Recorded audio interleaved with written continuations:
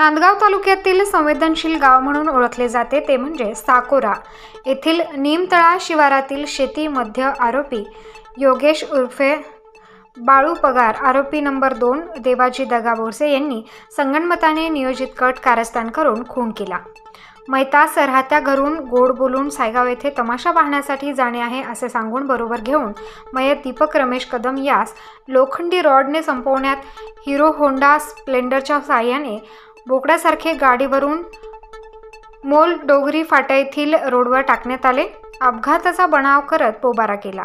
आरोपी योगेश बाळू पगार देवाजी दगा बोरसे यांनी राहत्या घरी जाऊन रक्ताने माखलेले कपडे बदलून आपल्या पत्नीसोबत काय घडले हे बघण्याचा बनाव करत हजर झाले। आरोपीच्या पत्नीने आरोपीस विचारले, धनी यात तुमचा हात तर नाही ना? मैताच्या पत्नीच्या फिर्यादीवरून नांदगाव पोलीस स्टेशन येथे गुन्हा रजिस्टर करण्यात आलाय। आरोपींना पोलिसी खाक्या दाखवल्या असता पोपटासारखे आरोपी बोलू लागले। राहत्या घरातून रक्ताने माखलेले कपडे पोलिसांना काढून दिले। मैताच्या 5 म्हशी 13 कोकरू हे देखील आरोपीकडे सांभाळण्यासाठी आहेत। आरोपींनी हिरो होंडा स्प्लेंडर मोटारसायकल देखील वापरली। घटनास्थळी अप्पर पोलीस अधीक्षक पोलीस उपविभागीय मनमाड यांनी भेट दिली। नांदगाव पोलीस निरीक्षक प्रीतम चौधरी यांचे सहकारी सहाय्यक पोलीस निरीक्षक नितीन खंडागळे, संतोष बहाकर, मनोज वाघमारे, विनायक जगताप यांनी भेट दिली। पुढील तपास नांदगाव पोलीस निरीक्षक प्रीतम चौधरी करत आहेत। काल दिनांक 8/1/2024 रोजी रात्री 11:30 वाजेच्या सुमारास आम्हाला पोलीस स्टेशनला एक माहिती मिळाली होती की 30 ते 35 वर्ष वयोगटातील अज्ञात इसमाचा मृतदेह मूळ डोंगरी शिवारात रस्त्याच्या कडेला मयत स्थितीत पडलेल्या अवस्थेत आहे अशी माहिती मिळाल्यानंतर आम्ही स्वतः पी.आय. खंडागळे, पी.एस.आय. बहाकर, पी.एस.आय.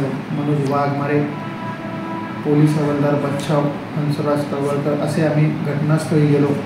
त्यानंतर सदर मृतदेहाची पाहणी करून त्याचा तपास करून त्याची आम्ही ओळख पटवली।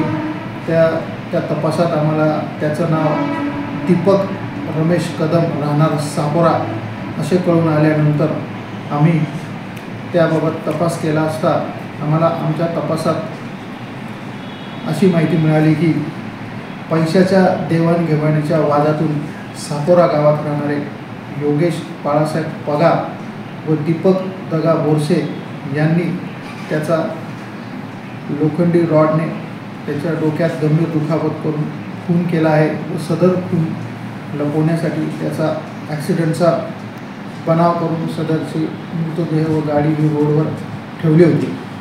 तरी सदर घटनेबाबत मैताची पत्नी मनीषा दीपक कदम राहणार साकोरा हिच्या फिर्यादीवरून नांदगाव पोलीस स्टेशन येथे 7/2024 भादवी 302/34 प्रमाणे गुन्हा दाखल करण्यात आलेला असून सदरचे आरोपी ताब्यात घेण्यात आले असून पुढील तपास करीत आहेत। Star news bureau, Nashik.